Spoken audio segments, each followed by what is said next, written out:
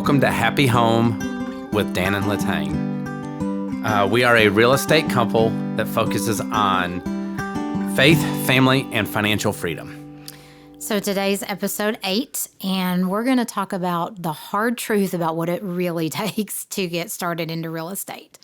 I think you and I have been talking recently about, we reminisce often about where we've come from and things that we've learned and different projects and things that we've done all these years, because it just helps us to remember, even in the frustrations now, okay, we've been through all of these steps before, we can do it again. So in reminiscing with that and with talking with others around us, obviously we have conversations all the time with people all over the place of, you know, people that are in real estate, people that want to get in real estate, people that have tried it and they're just not in it or not interested, about, well, always asking our insight, always just having a conversation. Or in a lot, we do get people, you know, asking our thoughts, our opinions, which is what we love to do. We love to talk about it. That's why we're here with Happy Home. We want to give back some of the knowledge that we've learned. But there's also moments that gets frustrating because people want to ask, but then there's no action after you have a conversation. And rather than them saying, you know what, I appreciate your insight, or I'm glad we had the conversation, I don't really want to do that. They act like they do, and they keep asking questions, but there's still never any action put to the conversation after the fact. And I think part of that starts with, essentially, they want the freedom. They want what we have and what we've done, but some of the frustration on our side is people really truly don't know what it took to get to where we're at. You know, we've heard the saying, oh, it must be nice. You know, things like that. And it is nice. I'm not going to lie. Mm-hmm. It is extremely nice. I've enjoyed, you know, where we've gotten to, but it is a frustration. And, you know, I'm going to refer to Ash Patel when I went to that mastermind. You know, one of the things that he said, I brought Hayden with me when I went, and it was right after lunch, and Ash came and sat down, and he looked at Hayden, he goes like, what do you want? What are you expecting to get and everything else? And one of the things that he looked at Hayden at 17 years old and said that was really cool to me is he said, maybe what you need to do, or what you need to do, is go find a mentor, find somebody, and then ask them, what can I do to help you? And he said, and he referred to a kid that was sitting behind him. He goes, that's what he did. And he said it was almost uncomfortable because he was like, no, Ash, what do you need? What can I do to help build your business? And that's impressive to me, because where we're at is what we always get is we get people asking us questions. And then it's almost like them telling me how, well, that's not the way it needs to be done. Our answers are wrong. Yeah, our answers are wrong, but yet you're the one that's asking me. Yeah. Not that we're right in everything, but when you're asking, you know, I mean, I was actually just talking to one of my mentors the other day, and I said, you know, I don't always listen to everything that you say, but I do take into account what you say. And I have to, I mean, obviously, I'm an older person now. You know, 20 years ago when we started, I probably listened to them a whole lot more. Yeah. But now I'm able to think through the process and say, okay, no, I can make this decision. And, you know, I'm going to have to live with it for the good or the bad. Mm-hmm. But I think that's where we're starting is, I want people to understand that when you ask for advice, it's not easy. And I don't ever, like, I know that we reference that a lot, and this isn't a sob story or oh, look how awesome we are because of the struggles we've been through, because it's just part of the story. It's just part of what has made us who we are today. And like we've said multiple times, I don't think that we took the easiest road to get to where we're at, but it's what we knew. I still don't know that we do it the easiest way. We don't now. We were referring to that last week, where it's like, I mean, and it came down to someone getting locked out of their apartment. Mm-hmm. And I was frustrated because we do have some systems in place, but it's frustrating because it's not perfect yet. Yeah. And so we reference, our journey, because that's the paradigm we have. And so when someone's asking our advice, I can't tell them any other way than the way that you and I have gone about this. And so I think one of the main things that we run into so much is people asking, and we have a conversation. I mean, you and I will sit down and talk with anyone for any length of time. This is our life, but yet people are so unteachable. Like, they don't really want to hear what you have to say. They want to hear, well, how do I get to the end? And because it's not that get rich quick scheme. It's not. I think we told the story of the third flip that we bought where I had put 50 postcards on that door because we were fixing up the house across the street. 50 postcards. And the guy finally says, I got your postcards. I'd like to talk to you. That wasn't easy. Every day I had to come in. I wrote a note and everything. It's not easy, but it's the way that I did it. So I can only give advice from, like you said, from our paradigm. And I think that what people have to realize, and we've talked some about this before, is you have to make sure that real estate is what you want. And that's no going in. Obviously, I feel like if you want to get into real estate, it's absolutely worth it. If you're going to ask us that, yes, it is. It has been a long, journey, but yes, it is absolutely worth it.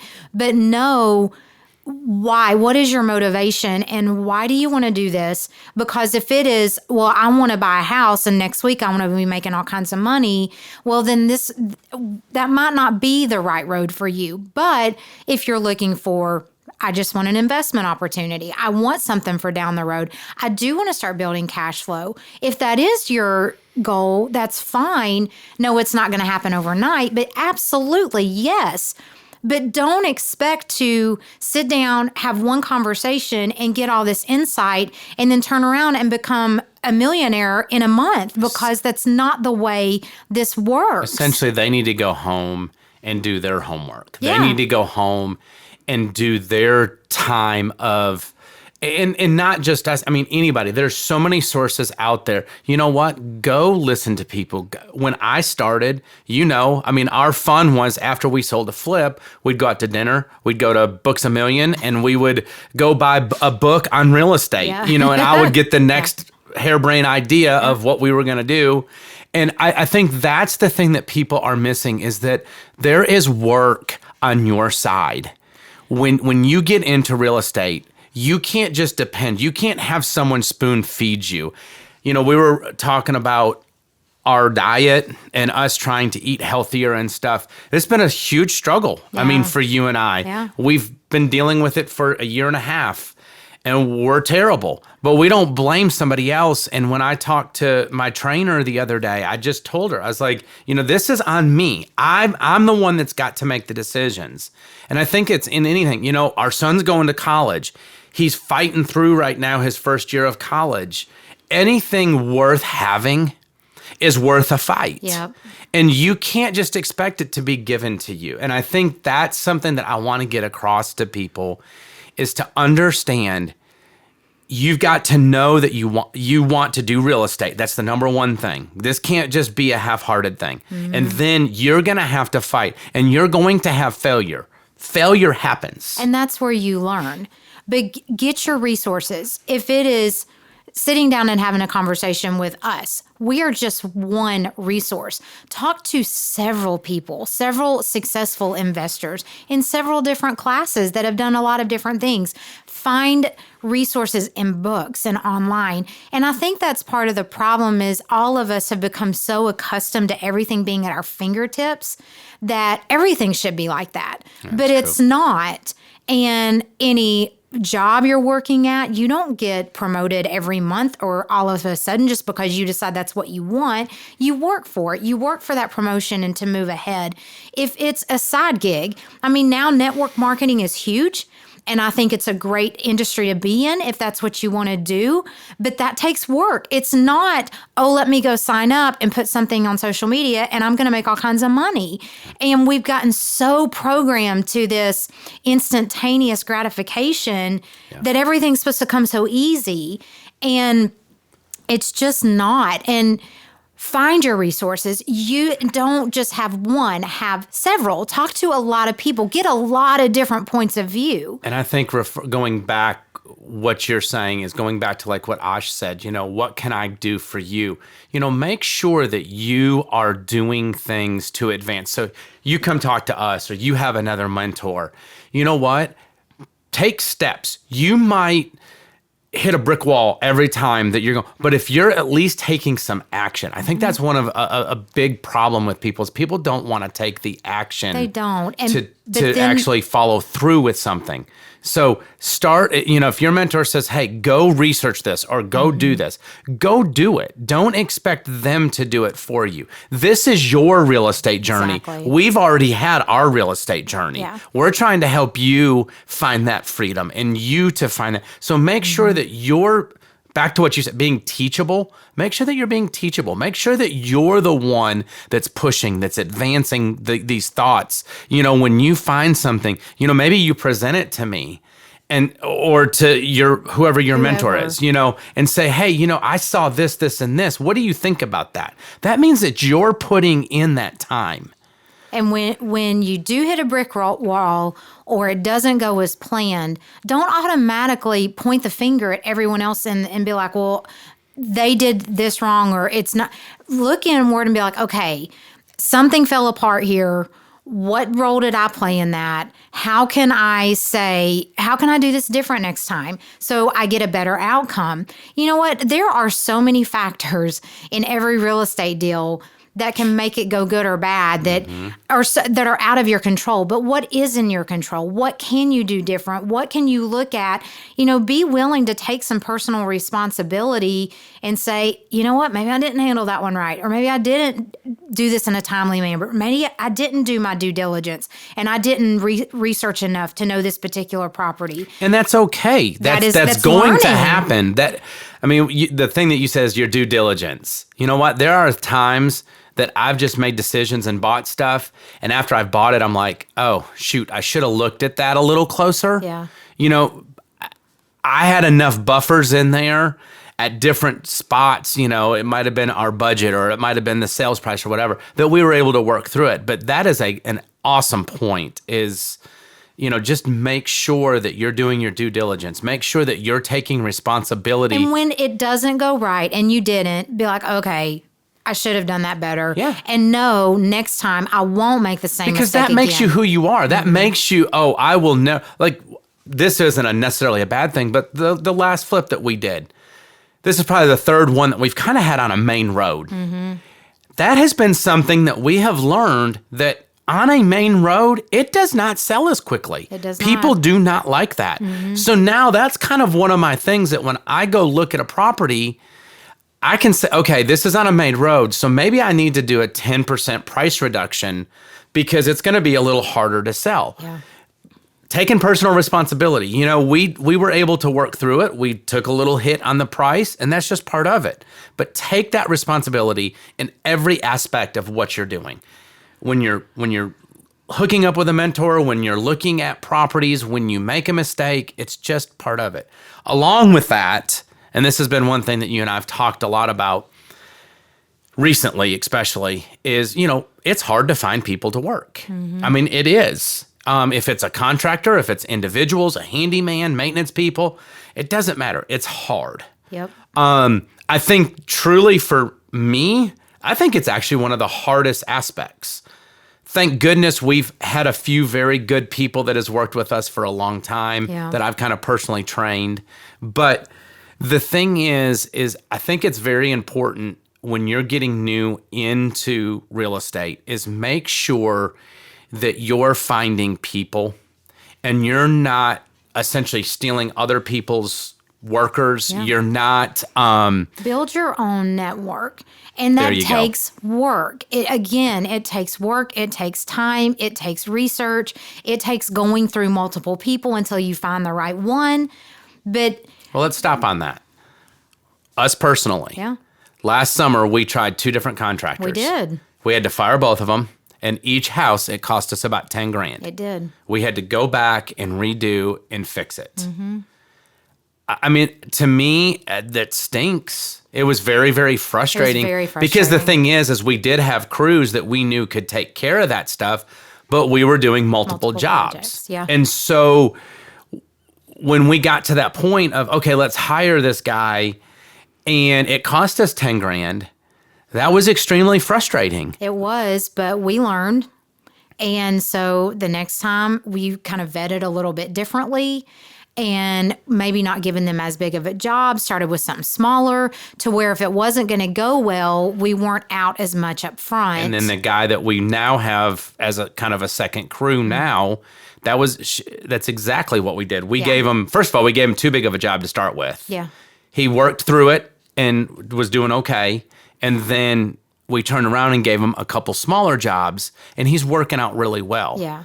But that's one of the things that is a very big frustration to me is I have worked for 20 years establishing relationships, getting people to work for me. And then as you start telling people what you do, how you do it, the first thing they do is start calling your people. Yeah.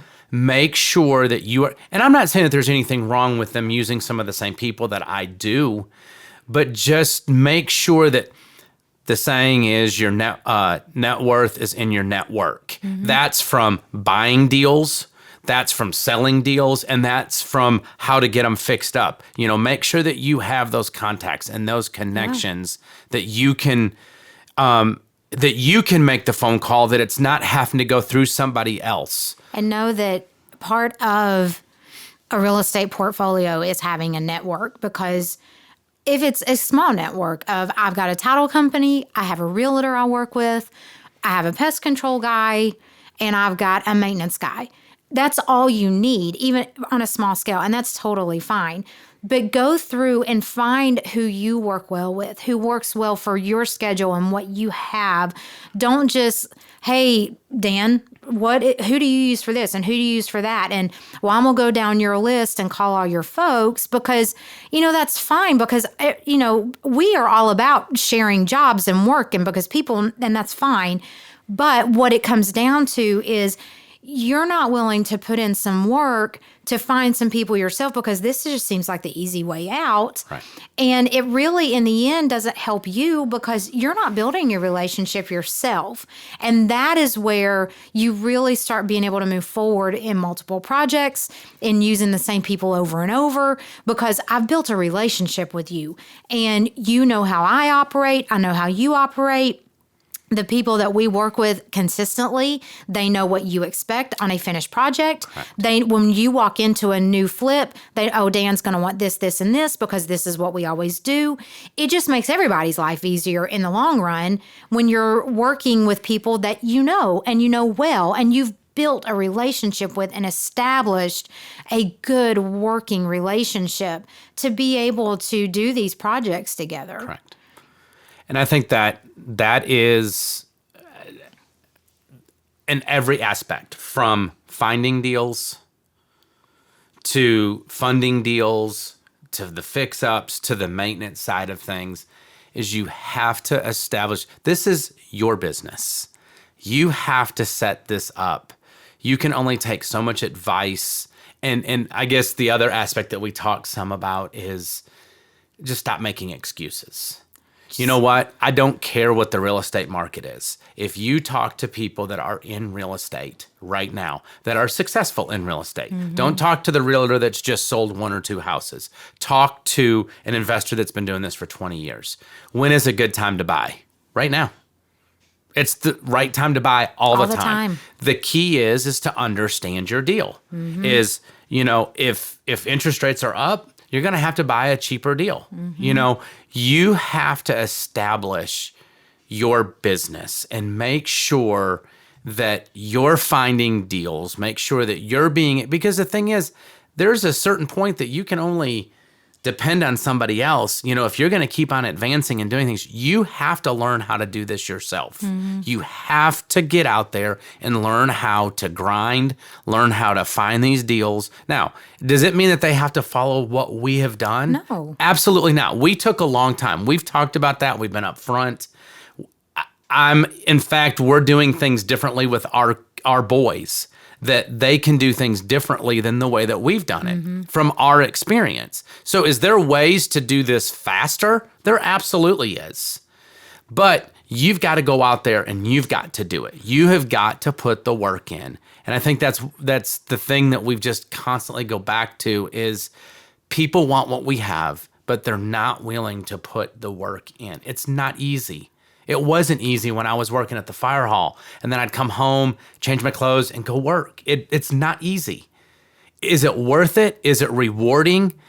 Yes, it is, but it is hard work. And I'm not saying the physical side. I mean, the side of going and looking at deals, analyzing deals. I remember when we first got into storage, I would come sit up in the office and it was 8:00 at night and I'm struggling through it so I could email it to Mike to let Mike look at it and see if it made sense. Yeah.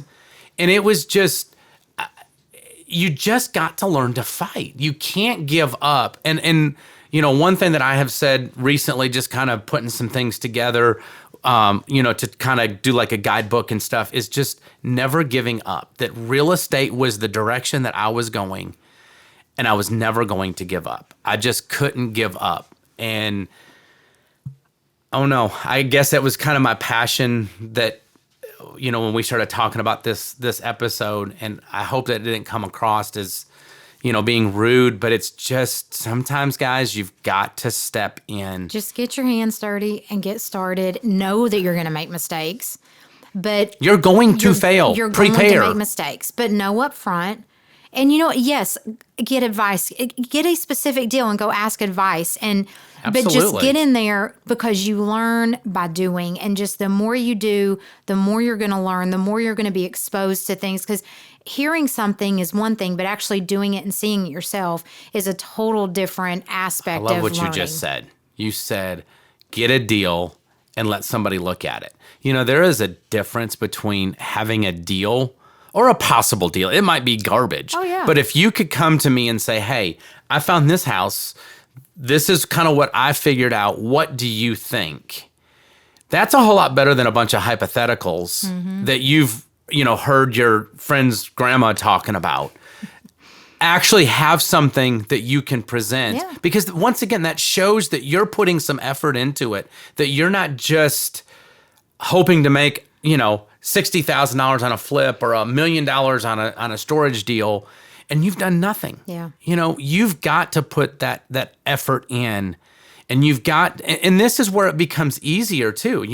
When we first started, we'd go to a flip and we'd write everything down from each screw to each piece of sheetrock and all this kind of stuff. Now I can walk into a house and I can be within, probably $5,000 at most, and I can make a decision within 5 minutes of, am I going to buy this or am I not? Yeah. Now, obviously, I'm going to go back and kind of do a little more detailed, but I can make those decisions and put the property under contract. Yeah. That doesn't come come by overnight. me calling my mentor and saying, hey, what do you think about this? It comes down to you taking responsibility and creating your business for yourself. Yep, I agree.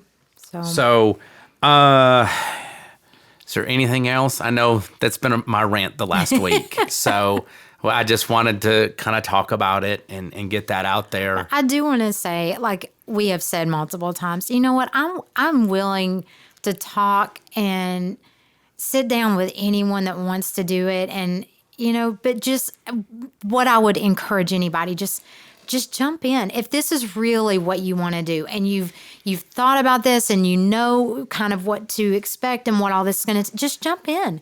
And you know what? Ask questions along the way, and be willing to just say, you know what? I didn't maybe do the best thing this time, but I'll learn and it'll be great next time. So it's funny that you say that, because I was just flipping through Facebook this morning. Starting without complete clarity is more effective than waiting for complete clarity before starting. Yet many people have this reversed, which often leads to not starting at all.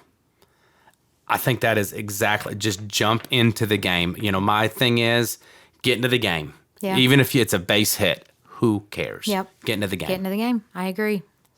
So, all right. Well, we'll talk soon.